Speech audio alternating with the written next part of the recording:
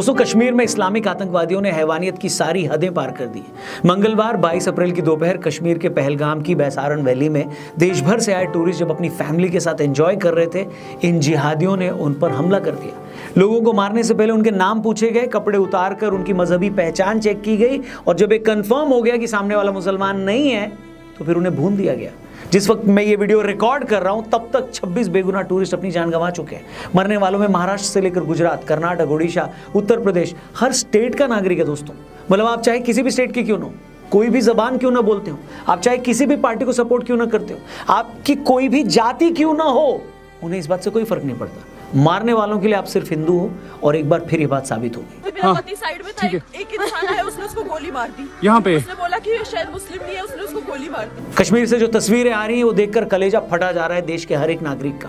एक शख्स बीच मैदान में बेसुध पड़ा है, उसके बगल में उसकी बीवी बैठी है। एक औरत जो कुछ देर पहले शिकारे में डल लेक घूमते हुए कश्मीर की तारीफ कर रही है, अगले पल उसके पति को भून दिया जाता है। जो लोग अपने बच्चों के साथ घोड़ों पर वैली के नज़ारे की सैर कर रहे थे, उन्हें वहीं पर खत्म कर दिया गया उनके बच्चों के सामने। हर हिंदुस्तानी की तरह मेरे मन में भी बहुत गुस्सा है। समझ नहीं आ पा रहा है क्या कहूँ क्या नहीं कहूँ। समझ में नहीं आ रहा है कि इस हमले के लिए उन पाकिस्तानी या लोकल आतंकियों को कोसूं जिन्होंने उन लोगों को, मासूमों को मारा, या सरकार को कोसूं जो अपने ही लोगों को सिक्योरिटी नहीं दे पाई। लेकिन मैं दावे से कह सकता हूं दोस्तों कि भारत दुनिया में शायद इकलौता ऐसा देश होगा जहां की मेजॉरिटी पॉपुलेशन को उसी के एक राज्य में सिर्फ उसके धर्म की वजह से कत्ल कर दिया जाता है। क्या आप कल्पना कर सकते हो, इमेजिन कर सकते हो कि पाकिस्तान या बांग्लादेश में किसी मुस्लिम को इसलिए मार दिया जाए क्योंकि वो मुस्लिम है, या अमेरिका या ब्रिटेन के किसी स्टेट में किसी क्रिश्चियन को सिर्फ इसीलिए मार दिया जाए क्योंकि वो क्रिश्चियन है। लेकिन अफसोस, पूरी दुनिया में भारत ही एक ऐसा देश है जो हिंदू मेजॉरिटी है। बावजूद इसके उसी के एक स्टेट में हिंदुओं को उनके धर्म की वजह से कत्ल कर दिया जाता है। इसके बावजूद नैरेटिव क्या बनाया जाता है कि हिंदू तो ऑपरेसर है, अपने देश में माइनॉरिटी को दबा रहा है। ये तो इस्लामोफोबिया हो गया इनको। हद है यार। जिस बंदे ने मेरे पति को मारा ना, वो वही जा रहा था। मैंने उसे बोला मुझे भी मारो, मेरे सन में भी बोला, तो उसने हमें नहीं मारा, उसने बोला मोदी को बोलो। पहलगाम में हिंदू टूरिस्टों पर किया हमला कोई साधारण हमला नहीं है, न ही कोई आखिरी हमला है। आपको याद होगा पिछले साल जून में नरेंद्र मोदी जब तीसरी बार प्रधानमंत्री पद की शपथ लेने वाले थे तो उससे 1 घंटा पहले जम्मू कश्मीर के रियासी में आतंकियों ने कटरा जा रही एक बस पर हमला कर दिया था। हमला करने वाले टेररिस्ट ने बस के आगे आकर ड्राइवर और कंडक्टर पर गोलियां चलाई और दूसरा आतंकवादी किसी ऊंची जगह से बस में बैठे लोगों पर गोलियां चलाने लगा। गोली लगने के बाद ड्राइवर ने बस पर कंट्रोल खो दिया, बस 50 फीट गहरे गड्ढे में गिरी, 11 लोग मर गए। मरने वालों में एक 2 साल का बच्चा भी था। अब मैं आपसे पूछता हूं कि पहलगाम में फैमिली के साथ घूमने आए टूरिस्ट हो या रियासी में माता वैष्णो देवी के दर्शन करने आए तीर्थयात्री, इन लोगों का कश्मीरी समस्या से क्या लेना देना।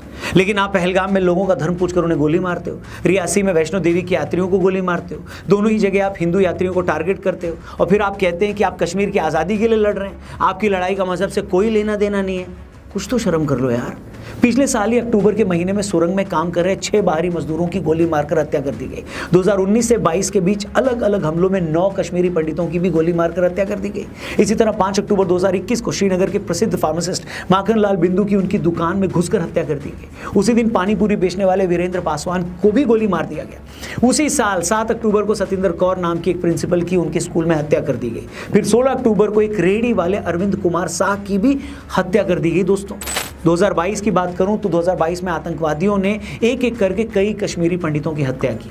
पहले इन लोगों ने रेवेन्यू डिपार्टमेंट में काम करने वाले राहुल भट्ट का कत्ल किया, फिर रजनी बाला नाम की स्कूल टीचर को मारा और फिर कुलगाम में बैंक मैनेजर की पोस्ट पर काम कर रहे विजय कुमार का भी मर्डर कर दिया। मतलब रेडी वाला हो, पानीपुरी वाला हो, बुजुर्ग दुकानदार हो, महिला टीचर हो, इन जिहादियों को किसी चीज से कोई लेना देना नहीं। अगर आप नॉन मुस्लिम हैं तो फिर आप मरने के हकदार हैं। ये लोग कश्मीरी और कश्मीरियत की इतनी बातें करते हैं लेकिन ये उन कश्मीरी पंडितों को भी कश्मीर में नहीं रहने देते जो इस धरती के मूल निवासी हैं। एक टाइम था दोस्तों जब कश्मीर में आए दिन पत्थरबाजी होती थी, जब पाकिस्तानी पैसे पर कश्मीर में अलगाववाद फैलाने वाले हुर्रियत के लोग हर दिन बंद करवा देते थे। तब कुछ लोगों का ये रोना था कि सरकार तो रोजगार नहीं दे रही है, टूरिस्ट यहाँ आता नहीं है, इसलिए यहाँ का यूथ, यहाँ का नौजवान नाराज है। लेकिन भाई आर्टिकल 370 हटने के बाद तो आज रिकॉर्ड तोड़ टूरिस्ट कश्मीर आ रहा है। पिछले साल ही 2 करोड़ 35 लाख टूरिस्ट कश्मीर गए। लोकसभा और विधानसभा चुनाव में रिकॉर्ड वोटिंग हो रही है। श्रीनगर में फॉर्मूला 1 रेस हो रही है। G20 जैसे अंतर्राष्ट्रीय इवेंट्स हो रहे हैं। चिनाब नदी पर भारत के इंजीनियर्स ने दुनिया का सबसे बड़ा रेलवे पुल बना दिया है। दिल्ली से श्रीनगर तक सीधी ट्रेन चलने वाली है। कश्मीर की सड़कों पर पैलेट गन चलना बंद हो गई है। बच्चे रोज स्कूल जा रहे हैं दोस्तों। बावजूद इसके अगर इस तरह के हमले होते हैं तो आप ये समझ जाइए कि कश्मीर में आतंकवाद का न तो रोजगार से कोई लेना देना तब था और ना आज है। इस आतंकवाद की जड़ तब भी इस्लामिक जिहाद में छिपी थी और आज भी इसी में छिपी है। इसे किसी भी और नज़र से देखना, इसके लिए कोई भी और रीज़न ढूंढना या वजह बताना खुद को धोखे में रखना है। आपको याद है ना वाजपेयी साहब के टाइम क्या हुआ था? मोदी को आप टफ टास्क मास्टर बोल लीजिए, लेकिन वाजपेयी साहब पीएम बने थे तब क्या हालात थे? उस वक्त आज से कहीं ज़्यादा आतंकी हमले होते थे। सेना और सीआरपीएफ भी लगातार इनके खिलाफ ऑपरेशन चलाती थी। लेकिन अटल जी जब पीएम बने तो भारत सरकार ने शांति की पहल करते हुए रमज़ान के पाक महीने में इनके खिलाफ ऑपरेशन रोक दिए। आज भी कश्मीर में बहुत सारे लोग अटल जी की सरकार की उस पहल की तारीफ करते हैं, मगर उन सब के बदले में कश्मीर में आतंकवाद फैला रहे लोगों ने क्या दिया और क्या किया? आतंकवादियों ने अगस्त 2000 में पहलगाम में श्रद्धालुओं के जत्थे पर हमला करके 30 लोगों की जान ले ली। उस हमले में 60 से ज़्यादा लोग जख्मी हो गए। अगले ही साल 20 जुलाई 2001 में अमरनाथ यात्रा पर शेषनाग में ऐसा ही हमला हुआ जिससे 13 लोगों की जान चली गई। इसके बाद 6 जुलाई 2002 में फिर से अमरनाथ यात्रा में नुआन बेस कैंप पर हमला करके 9 श्रद्धालुओं को मार दिया गया। इसके बाद अमरनाथ यात्रा पर ऐसा ही हमला 2017 में भी हुआ जब अनंतनाग में 8 श्रद्धालु मारे गए। एक पल के लिए हम ये मान भी लें कि कश्मीर में जो भी थोड़े बहुत लोग जंगे आज़ादी के लिए सब कर रहे हैं, मगर मैं पूछना चाहता हूँ जंगे आज़ादी की कौन सी ये लड़ाई है जिसमें आप उन लोगों को मार डालते हैं जो आपके घर अपने ईश्वर को पूजने आए होते हैं, जो आपके शहर घूमने आए हुए हैं, जो आप ही लोगों को रोज़गार दे रहे हैं? अरे भाई, बाहर से आया कोई भी शख्स हमारे यहाँ मेहमान माना जाता है। गरीब से गरीब आदमी खुद भूखा रह लेता है मगर वो अपने मेहमान की सेवा करना नहीं भूलता। मगर कश्मीर में तो आतंकवादी उन लोगों को मार डालते हैं जो उनके घर अपने ईश्वर की पूजा करने आ रहे हैं। हर युद्ध, हर लड़ाई, हर वॉर के कुछ रूल्स होते हैं, कुछ नियम होते हैं दोस्तों। फौजें भी आम नागरिकों पर हमला नहीं करती हैं, मगर ये आतंकवादी तो इतने बेशरम और नीच हैं कि ये लोग निहत्थे टूरिस्ट को भी नहीं छोड़ रहे हैं। ये लोग ये नहीं समझते कि निहत्थे लोगों पर गोली चलाकर उन्हें मार देना जिहाद नहीं है, नपुंसकता है। इसका इलाज तो कहीं ना कहीं पाकिस्तान को परमानेंट सबक सिखाने में ही है। आपको याद होगा कि पुलवामा अटैक के बाद भारत ने जब सर्जिकल स्ट्राइक की तो कैसे पाकिस्तान की अकल तब ठिकाने आ गई थी। उसे समझ में आ गया था कि वो भारत को न्यूक्लियर बम की और धमकी नहीं दे सकता। इसके बाद वो कुछ साल तक टिका भी रहा, लेकिन अब पाकिस्तान की खुद की हालत खराब हो रही है। बलूचिस्तान उसे संभल नहीं रहा। उनका देश हर दिन और गहरे गड्ढे में जा रहा है, और जब भी उनके देश की हालत खराब होने लगती है तो पाकिस्तानी फौज वहाँ की आवाम को कश्मीर का लॉलीपॉप पकड़ा देती है। अभी कुछ दिन पहले Pakistani army chief general Munir ने हिंदुओं को लेकर जहर उगला था। उन्होंने फिर से कश्मीर का झुनझुना बजाया था। तभी लोग समझ गए थे कि लगता है फिर से ताकत इनके हाथ से फिसल रही है। इसलिए इन्होंने कश्मीर में कांड करवा दिया है ताकि एक बार फिर भारत पाकिस्तान आमने सामने आ जाए, फिर वहाँ की आवाम को भारत का डर दिखाया जाए और पाकिस्तान पर अपनी पकड़ को और मजबूत किया जाए। लेकिन टाइम आ गया दोस्तों कि भारत भी अब पाकिस्तान को ये क्लियरली बता दे कि कश्मीर पाकिस्तानी आर्मी के सत्ता में बने रहने के लिए एक प्रयोगशाला नहीं बन सकती।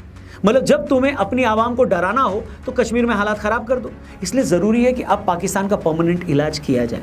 इसे एक बार फिर से 71 जैसी शर्मनाक हार दी जाए, जिससे कि ये मुल्क इस लायक ही ना रहे कि कश्मीर की तरफ देख भी पाए।